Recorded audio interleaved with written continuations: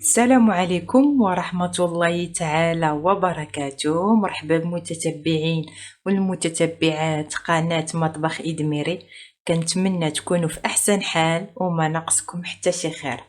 اليوم إن شاء الله غادي نشارك معاكم عصير ديال الخوخ اللي كيجي رائع ولذيذ بزاف ومنعش اللي غادي ينفعكم مع هاد الصهد هذا. بلا ما نطول عليكم خليكم مع المقادير وطريقة التحضير.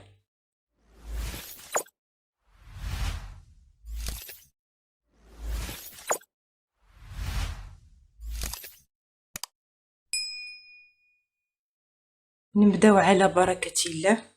عندي هنايا 4 المعالق كبار ديال سكر سنيده، وعندي هنايا يطرونس ديال الماء، وهنايا عندي هنا قطعت 3 ديال الخيزوات. انا عندي خيزو صغير، نتوما الا كان عندكم خيزو كبير ديروا جوج.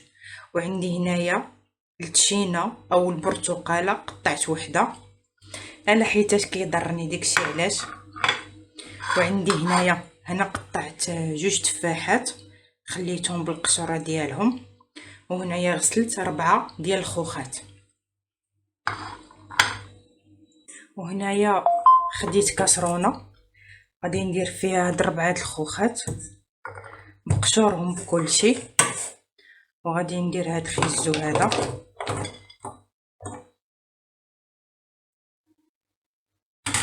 وغادي ندير سكر سنيده تيبقى على حسب الذوق. وغادي ندير الماء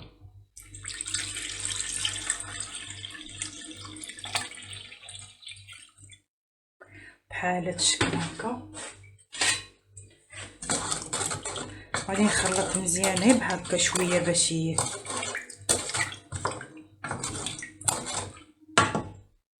وغادي ندوز نشعل عليه البوطه. خليكم معنا.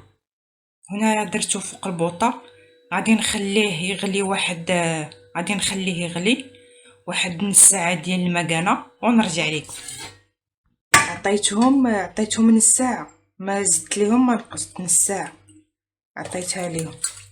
انا غادي نحيد ليهم هاد العظم هذا ها هو، وغادي ندوز باش نديرهم في الخلاط الكهربائي.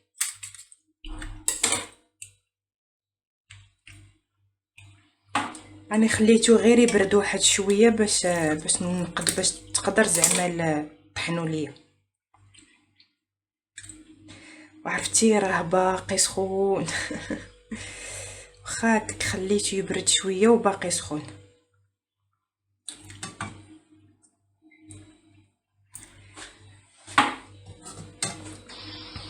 عرفتي هاد العصير كيجي رائع ولذيذ بزاف. صافي دابا غادي ندوز باش نطحن كلشي. بسم الله.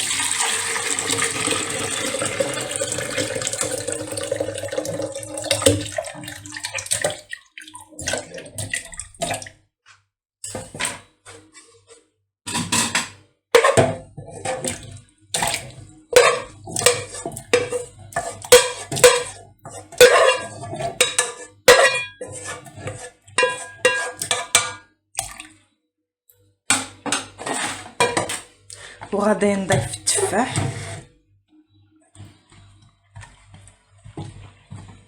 وغادي نضيف هاد البرتقال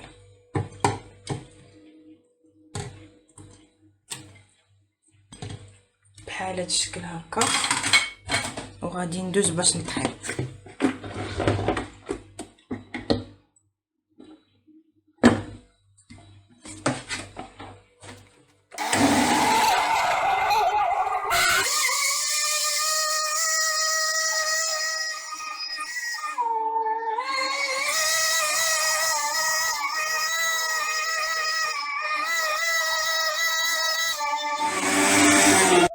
هنايا من بعد ما طحنت العصير ها هو غادي نكبو هنايا في كاسرونه، وغادي ندخلو للثلاجه يبرد مزيان ونتلاقاو معكم في الشكل النهائي ديالو. وهذا هو الشكل النهائي ديال العصير، كيجي رائع ولذيذ بزاف. ها هو.